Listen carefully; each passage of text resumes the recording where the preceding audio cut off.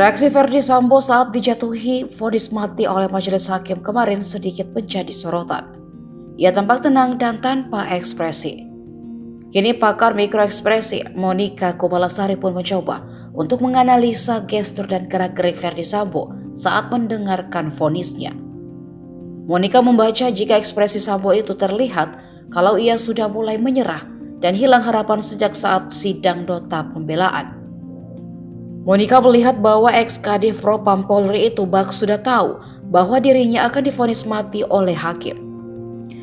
Ia merasa pembelaannya menjadi sia-sia sehingga sepanjang persidangan kemarin, Sambo tampak merasa sudah kehilangan harapannya, ungkap Monica dalam Breaking News Kompas TV.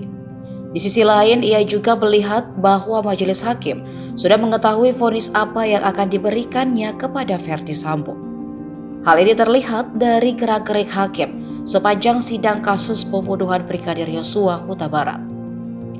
Dalam sidang yang diketuai oleh Wahyu Iman Santoso, disebutkan bahwa Verdi Sambo telah memenuhi unsur kesengajaan dalam membunuh Brigadir Yosua.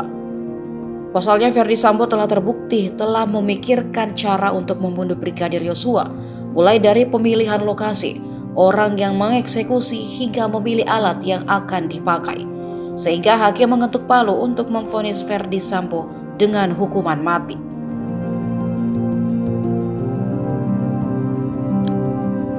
Mengadili menyatakan terdakwa Verdi Sambo SH/SIK MH telah terbukti secara sah dan meyakinkan bersalah melakukan tindak pidana turut serta melakukan pembunuhan berencana dan tanpa hak melakukan tindakan yang berakibat sistem elektronik tidak bekerja sebagaimana mestinya yang dilakukan secara bersama-sama, menjatuhkan pidana kepada terdakwa tersebut oleh karena itu dengan pidana mati, memerintahkan terdakwa tetap berada dalam tahanan, menetapkan barang bukti tetap terlampir dalam berkas dikembalikan kepada penuntut umum untuk digunakan dalam perkara lain,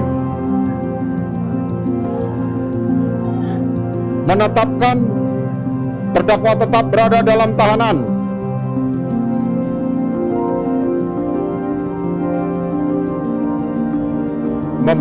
demikian membebani pula terdakwa untuk membebani biaya negara dibebankan pada biaya perkara dibebankan pada negara. Demikianlah diputuskan dalam rapat pemusyawaratan. Silakan duduk. Menimbang bahwa orang yang menyuruh melakukan downplayer adalah orang yang melakukan perbuatan atau perantaraan dengan orang lain, sedangkan perantara itu hanya digunakan sebagai alat. Dengan demikian ada dua pihak, yaitu pembuat langsung manus manistra auctor ausikus dan pembuat tidak langsung manus nominal auctor intellectualis.